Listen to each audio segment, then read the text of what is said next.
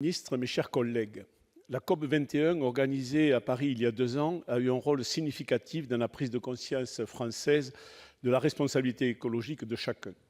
La COP 23 poursuit cette mise en œuvre des dispositions actées lors de cet événement. Pourtant, la France n'est responsable que de 1% des gaz à effet de serre sur notre planète, et on peut s'interroger que l'accord de Paris ait exclu au dernier moment les compagnies aériennes et les compagnies maritimes. Et vous savez tous ici, certainement, qu'un cargo pollue autant qu'1 million de voitures individuelles. Le transport de marchandises est très polluant et certaines productions importées aussi par des normes environnementales beaucoup moins contraignantes pour nos entreprises. Alors nous subissons quelque part une double peine. Une peine économique, puisqu'il existe une distorsion de concurrence, et une peine écologique, puisque nous allons favoriser une production polluante et l'importer par des transports énergivores. Vous conviendrez donc que notre volonté de se montrer exemplaire dans la lutte contre le réchauffement climatique en prend un sacré coup. Et pourtant, cet effort est nécessaire. À l'heure où les échanges et les transports de marchandises très polluants vont s'intensifier, notamment avec le traité CETA et les discussions à venir avec les pays du Mercosur, nous sommes en droit de nous inquiéter, surtout pour notre santé. Ainsi, à l'échelle de nos territoires et de la France, il faut que nous puissions privilégier les initiatives locales et consommer les produits qui en sont issus pour moins polluer.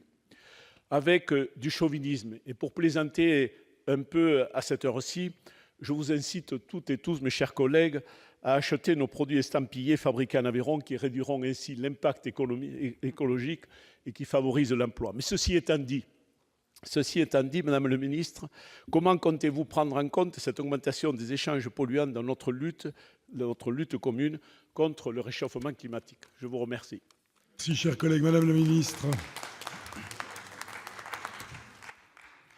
Monsieur le Président, Monsieur le Sénateur, contrairement aux accords passés qui ne traitaient que des droits de douane, les accords nouvelle génération que négocie l'Union européenne comportent des dispositions sur les barrières non tarifaires, c'est-à-dire les normes, les standards et la coopération réglementaire, y compris dans le domaine environnemental.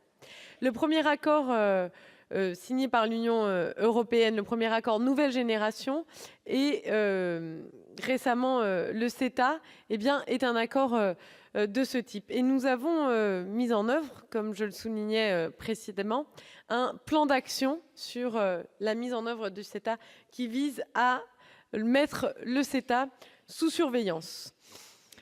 Et le plan d'action se traduit par est structuré autour de 3 axes forts.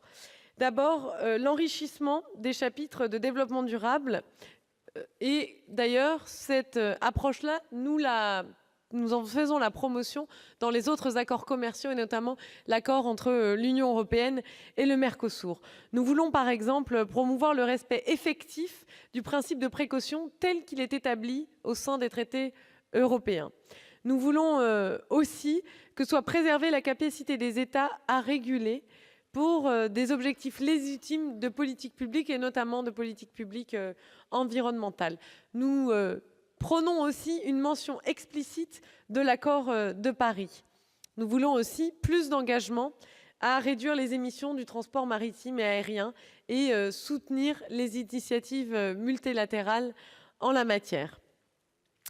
Nous plaidons aussi en faveur de la soumission des chapitres de développement durable des accords en cours de négociation au mécanisme générique de règlement des différends de l'accord, comme c'est le cas de tous les autres chapitres.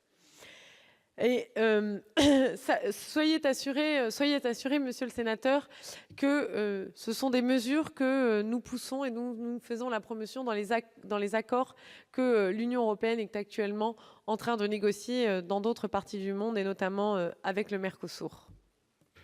Merci, Madame la ministre. La parole est à Madame Nelly Tocqueville pour le groupe socialiste.